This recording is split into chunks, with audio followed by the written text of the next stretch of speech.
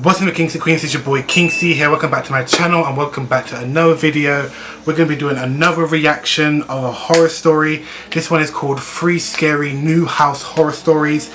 I hope you guys liked my last one where I did, I think, the two stories or something like that. One was a Netflix and the other was about, what was it about?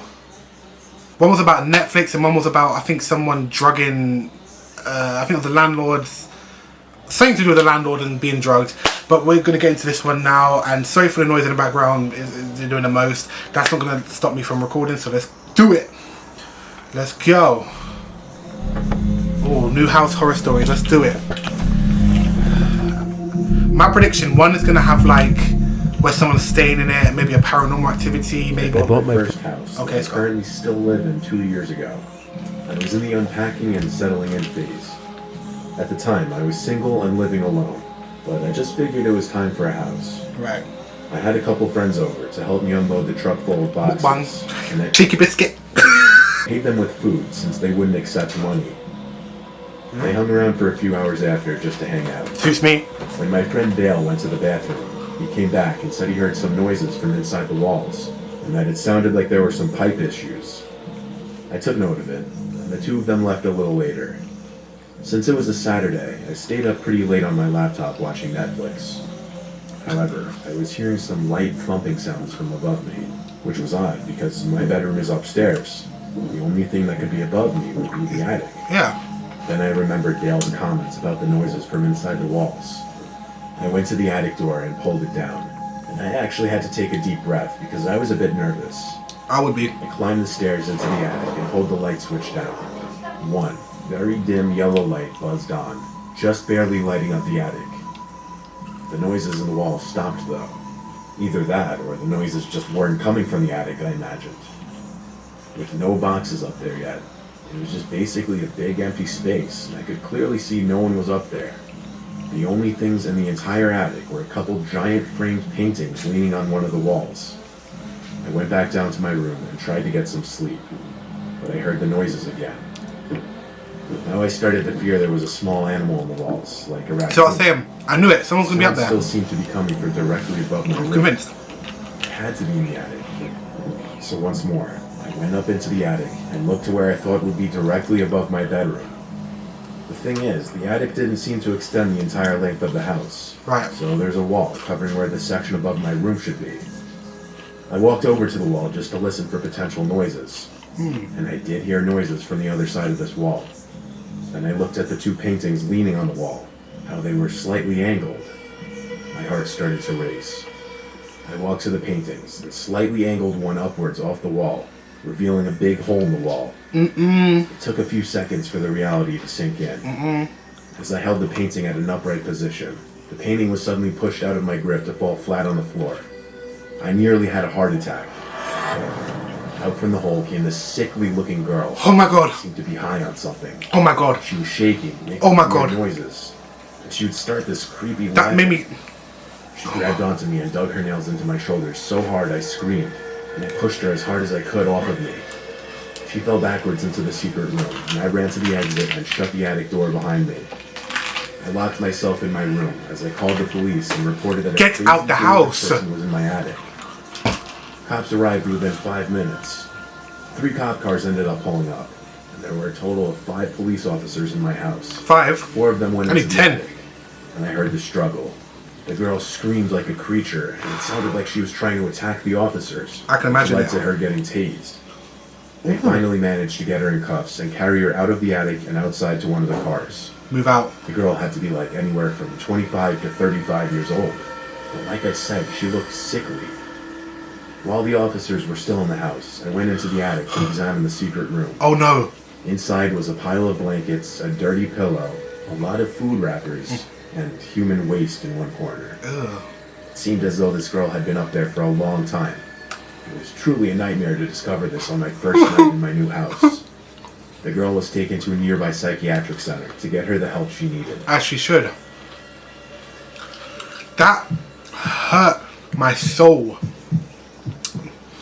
It made me jump, and I didn't scream. I'm not a screamer, I'm more My like dad a... helped me buy my first house when I was 28. I was never spoiled, but my dad always had a lot of money.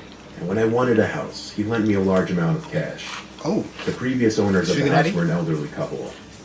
As far as I know, the husband died many years before I moved in. The wife died just a few weeks before I bought the house. damn. The son of the couple who sold me the house kept a lot of the furniture in the house for me, and he took only what he really needed or wanted, which made things easier for me, less furniture to buy. I did dump some of the more outdated stuff on the curb though, including this old rocking chair that was sitting in the living room. A lot of the furniture just had an older, creepy vibe that I didn't want in the house. The next day, I was cleaning out more junk in the upstairs section of the house for most of the day. A lot of it was heavy lifting, so I'd take breaks in between. And this I know was exactly what's gonna the happen. day. I didn't really get an ounce of sleep the night before, as I have a mild form of insomnia which affects me certain nights. That second night, having moved into the house, I went out to get some Chinese for dinner because I had no energy to cook. Me. When I got back, I was disturbed to find the front door was unlocked. Oh. Now, I truly don't remember if I had simply forgotten to lock it or not. You would remember. Oh, look, I okay. believe I forgot. It just seems so unlikely I'd forget to do that, especially with my brand new house. I Massive started house. flicking on every light of every room on the main floor. The more light, the safer I'd feel. I then proceeded up the stairs to do the same there, in the common area and in all 3 bedrooms. There was also a basement to the house that I'd only been down inside once at that point. It was not a big basement like you would expect though. It was kind of just a small storage space where the washer and dryer happened to be. I was already feeling a lot more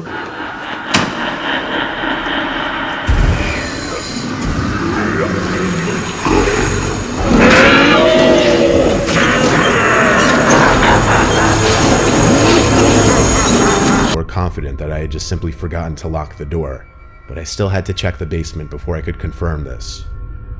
I opened the basement door and I flicked on the light. As I got halfway down the stairs, I saw an old rocking chair sitting in the middle of the basement.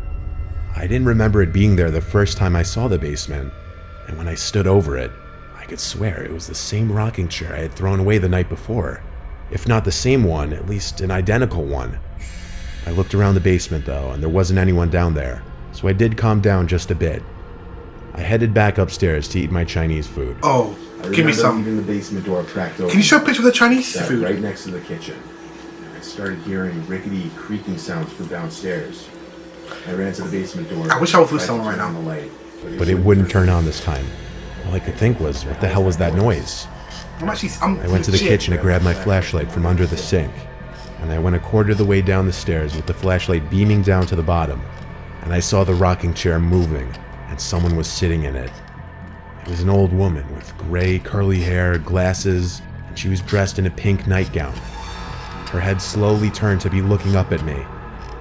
I gasped and left the basement, closing the door this time. I don't know what I was immediately thinking at that point. All I knew was I had to call the police, but when they came, I searched the whole basement. Nothing was and there. Didn't find anyone. Exactly. There were also no hidden compartments or exits down there where she could have escaped through. At a certain point, the cops started looking at me like I was crazy. I knew it, and pretty soon they left. I had the contact details of son of the couple who owned the house before me. So I called them up around 8 or 9 p.m. and They're being described the haunted. lady to the best of my ability. He sounded shook and started to cry over the phone and said I just perfectly described his mother and her favorite. Nightgown. Exactly. He said he'd be right over. He got to the house within the hour, and we went downstairs. Why is everything within the hour? He seemed to be in shock the whole time. I could see his hands shaking. He ended up leaving with the rocking chair after a while of talking with me and being very emotional. It may have been emotional for him, but it was the scariest thing I could have possibly ever witnessed with my own eyes. It still stands to be. I kept the basement door locked 24/7 after that, and I'd be scared to do laundry for months. But after half a year of nothing happening, it wasn't that bad. Okay. They were just saying We lived in hello. that house a year and a half, though. They were just saying hey. The thing is, I love horror. Horror is my favorite genre, yet I get so scared. And I wouldn't have been so scared if that first picture never... When I was 12 years old, my family moved to a new house in the countryside of Louisiana. If it wasn't that first located picture, in a small village. I wouldn't have been like We that. always lived in rural areas. That messed me up. Grew up unfamiliar. City lifestyle or anything even remotely close to that. The property was 3 acres and very private. On the second night at that house, our dog Parker, who would sleep in my room, The dogs know. started barking and growling in the middle of the night. The dogs know. When he saw that up in my bed, his tail started wagging, but he'd continue to bark and growl. I couldn't tell what he was looking at though. He was just looking towards the corner of the room. Always the pets that know. They know. I checked the closet and nothing. So I told Parker to shut up, and he did. But I did keep hearing him lift his head off his bed every once in a while, reacting to something. The next day, an older man came and knocked on the front door. My dad answered while I was in the living room watching cartoons. I heard the whole interaction. The old man Introduced himself as Gene. the next door neighbor. My dad told me to come over and introduce myself, so I did. Gene seemed very kooky and aloof. Even my 12-year-old self could realize that. But he seemed nice, I guess. The next day, I was in the backyard playing Pokemon on my Game Boy. My dad was in the front of the house mowing. The rest of my family wasn't home. Oddly enough, over walks Gene wearing a farmer's hat and overalls, talking to me in his thick southern accent, asking what I was up to. He actually sat down at the table with me, which made me uncomfortable, especially considering he just walked into our backyard. Albeit there was no fence separating the front and backyard, but still. I told him I was playing Pokemon, and he knew what it was, immediately making Pikachu noises trying to be funny, but it was just unsettling. I started to realize there really was something off about this guy. Pedophile. My dad came to the backyard with a lawnmower, then turned it off when he Gene sitting next to me.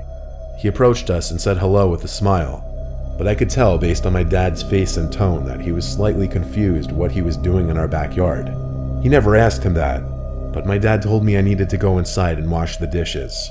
I will. I knew I don't he like was watching trying it, to but get I'll me do away it. from Get away from this creep. A few minutes later, my dad came in and asked me if Gene just walked To our yard, and I said yeah. That's when he told me he didn't want me around that guy anymore, and to let him know if I saw him again. How would I let you know if It you're wasn't maybe at until a work, few for nights example? later that I woke up to Parker growling and barking again. This time he was looking at the window. I got up to open the window just to hear if something was going on out there. Quickly after opening the window, without seeing anybody out there, I heard Gene imitating Pikachu noises again, in his creepy old man's voice. I ran out of my room screaming "Dad" repeatedly. When I told my dad Gene was outside my window, he stormed outside to check. Get the he shotgun. couldn't On find the property, he went to Gene's house next door. But here's the twist. That Gene guy didn't live next door. An older woman answered the door and had no idea who he was. So my dad went to every single neighboring house, and nobody had ever heard of a Gene. My dad called the police to report the man. Police said they would be on the lookout for him, and it even made the news. We never again saw or heard from Gene, or whatever his real name was.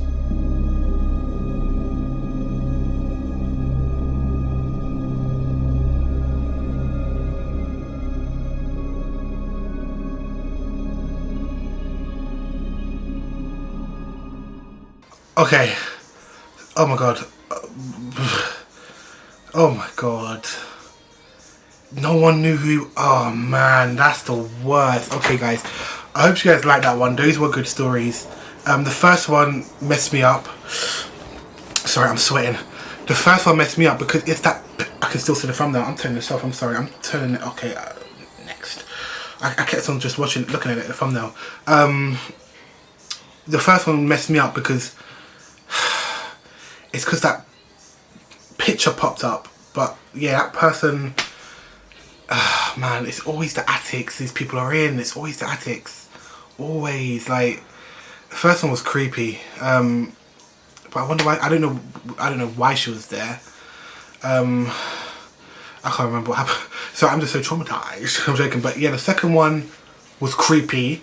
It was just, they just wanted to say hey, that's it. And then they left them for like a year. They didn't hear anything after a year. So they just wanted to say hey, we're here, but we'll keep, you know, we'll be in this world, and I'll let you guys be in your world, you know. So they just wanted to say hey, that's all it was, you know. Creepy. Man, I love horror so much, but yeah, I get so creeped out. Like everything, I'm itching, my titties are just. And the third one, that was crazy. Gene, no one knew who Gene was. he was most likely a pedophile. Most likely, definitely a pedophile. But I'm glad that they didn't hear from him again. Well, I don't think I can't remember if they said that. But yeah, good stories. I'm gonna keep on reacting to these. But yeah, please suggest what you want to react to next and what you want to do next. I do have a few. Sorry, I do have a few ideas of what I'm gonna react to and do. But I'd love to hear from you guys and what you thought about the stories down below. But yeah, it's been your boy King C here. Until next time, boy.